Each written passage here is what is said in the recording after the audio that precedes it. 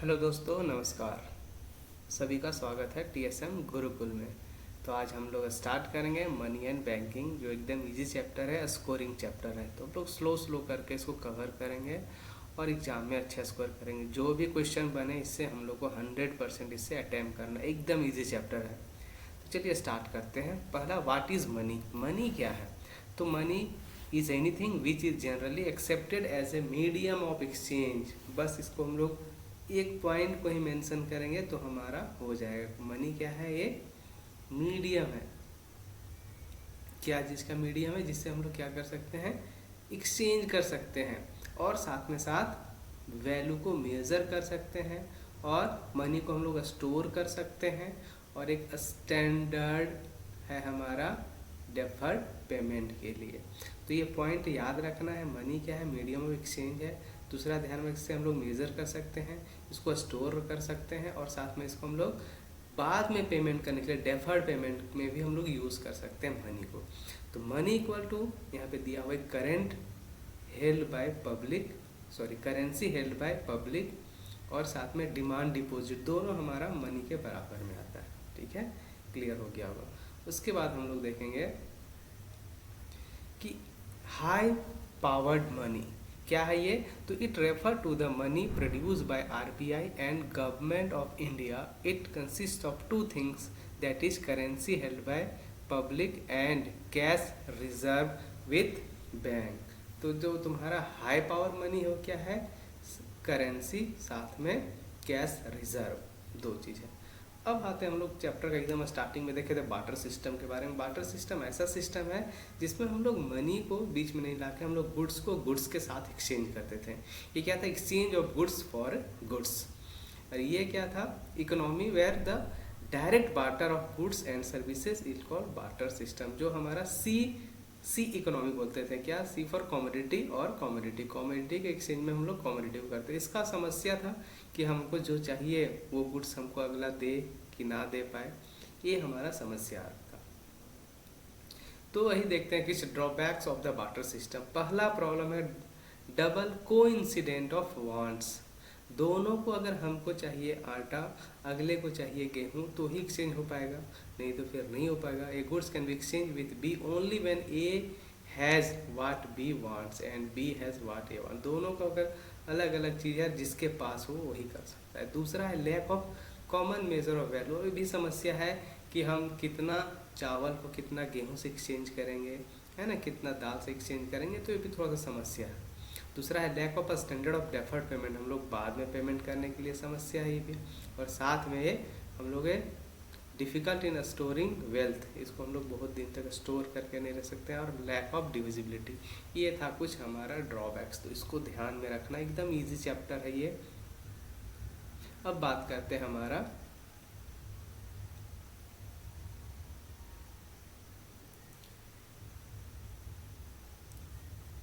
Function of money.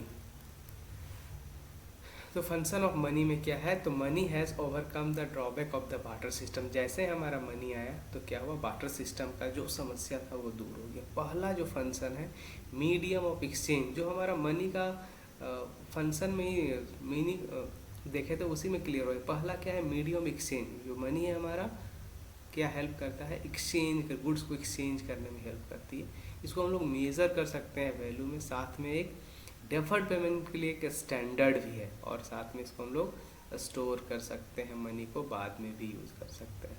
ठीक है, इतना क्लियर हो गया बच्चे सब। पॉइंट को धीरे धीरे करके आप लोगों को पढ़ लेना, एकदम छोटा छोटा स्टैंडर्ड पॉइंट है, इसको आराम से हो जाएगा। अब बात करते हैं मनी सप्लाई। मनी सप्लाई क्या है? तो बोल रहा है ये refer to the total volume of money held by public at a particular point of time in an economy.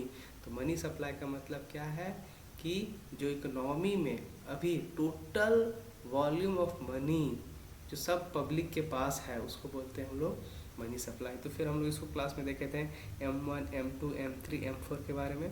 तो पहला M1 में क्या था, याद रखना इसको, करेंसी हेल्ड बाय पब्लिक, जो भी मनी सप्लाई के बारे में बताया। तो पब्लिक के पास जो करेंसी है, साथ में डिमांड डिपॉजिट क्या है, और साथ में अदर डिपॉजिट विथ आरबीआई है, तो M1 में आता है। M2 में क्या आएगा? जो M1 में है वो तीनों इंक्लूडिंग हो गए, जैसे currency help by public, demand deposit और other deposit with the bank आएगा। और M2 में और ऐड हो जाएगा saving deposit with post office saving bank, ठीक है।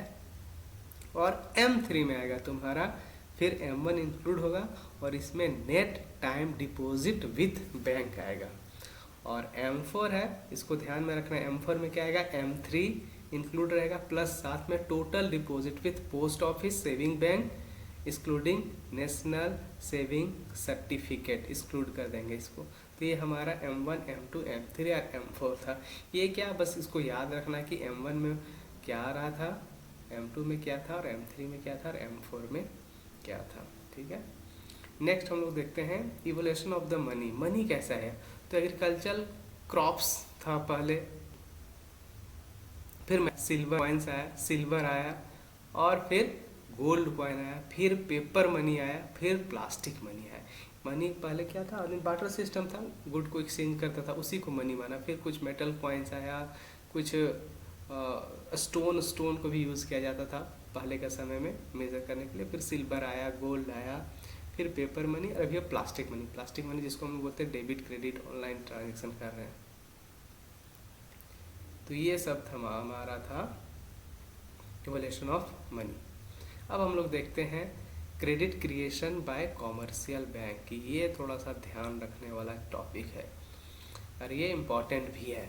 तो क्रेडिट कैसे क्रिएट करता है कॉमर्शियल बैंक, तो मनी क्रिएशन और क्रेडिट क्रिएशन, मनी क्रिएशन और डिपॉजिट क्रिएशन और credit creation bye the commercial bank determine by the first the amount of initial fresh deposit और दूसरा है लीगल रिजर्व रेशियो। तो देखते हैं पहला लीगल रिजर्व रेशियो क्या बोल रहा है, it minimum ratio of deposit legally required to keep as a cash by the bank. LRR include cash reserve ratio.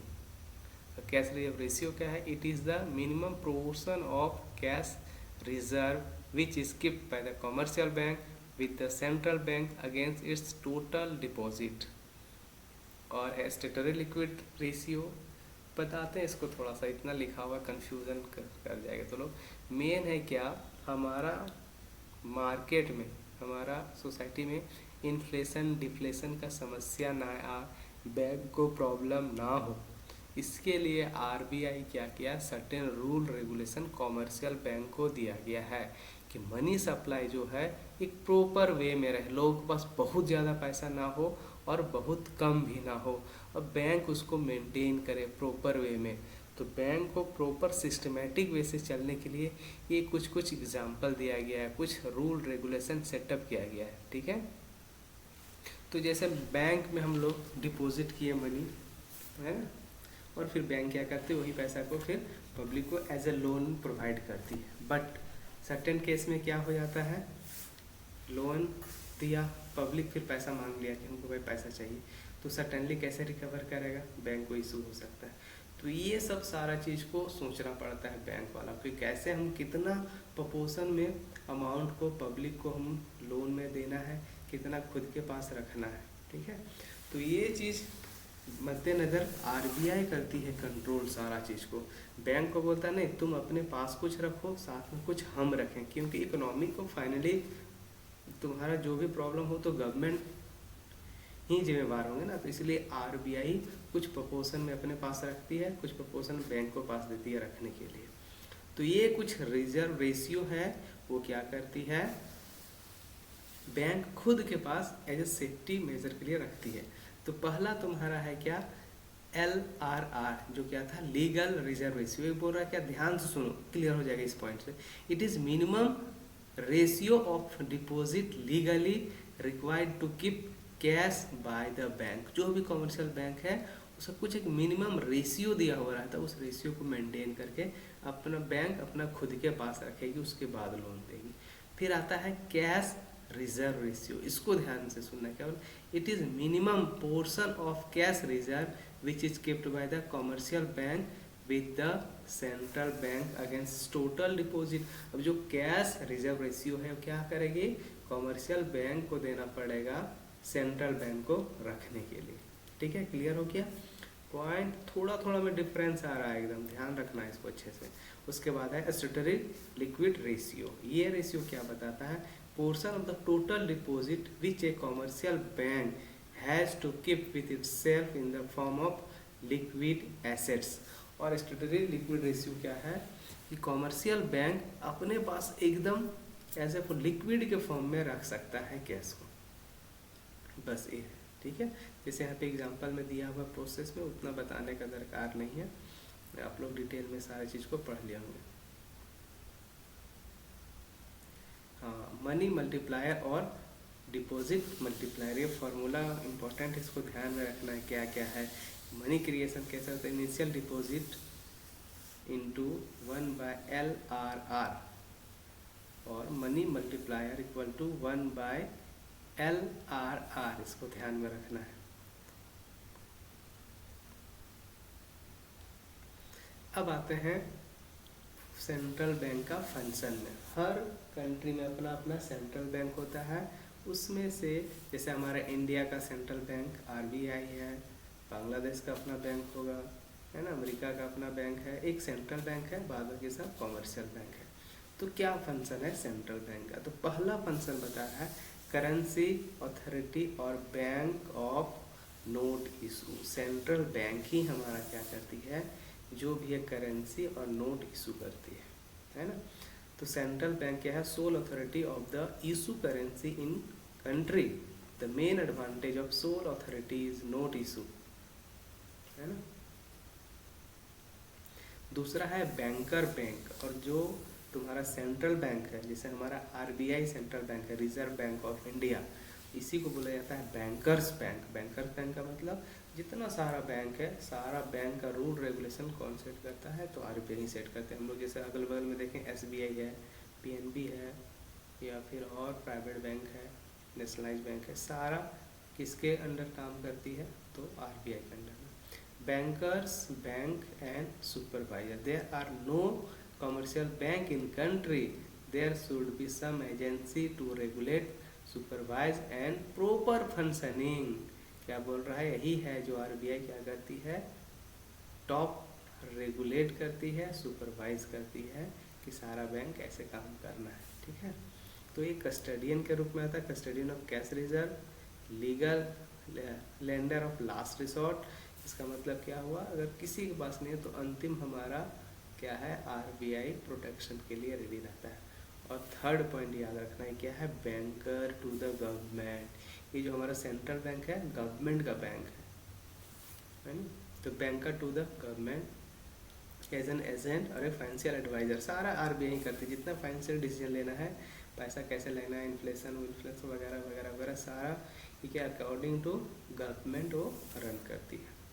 और ये भी क्लियरिंग हाउस भी है, और custodian of foreign exchange reserve, जो भी फॉरेन एक्सचेंज रिजर्व है सारा हमारा RBI ही डील करती है। ठीक है, ये था हमारा कुछ पॉइंट सेंट्रल बैंक का बारे में। क्या है हमारा सेंट्रल बैंक इंडिया का? RBI है। RBI का फंक्शन 4-5 याद रख लेना है। पहले करेंसी है, बैंकर्स बैंक है, गवर्नमेंट बैंक है, लेंडर टू लास्ट रिसोर्ट है, और एक लास्ट में है तुम्हारा custodian of foreign exchange reserve. चल, अब नेक्स्ट टॉपिक जो है हमारा क्रेडिट कंट्रोल मेथड, इसको हम लोग नेक्स्ट वीडियो में देखेंगे। वीडियो स्मॉल करके रखेंगे ताकि रिवीजन करो और फिर उसको अच्छे से बुक से एक बार पढ़ लो तो और अच्छे से क्लियर हो जाएगा सारा चीज़। ओके, चलो अच्छे से समझना। एग्ज़ाम पर्पस के लिए वीडियो थोड़ा शॉर्ट में बना है ताकि बस रिवाइज पर्पस के लिए सबको हो जाए। चलो वीडियो देखिए आप लोग, अच्छा हमको लग रहा है क्लियर हो रहा होगा पॉइंट। अगर कुछ प्रॉब्लम है तो आप लोग कमेंट कर सकते हैं। चलिए, थैंक यू।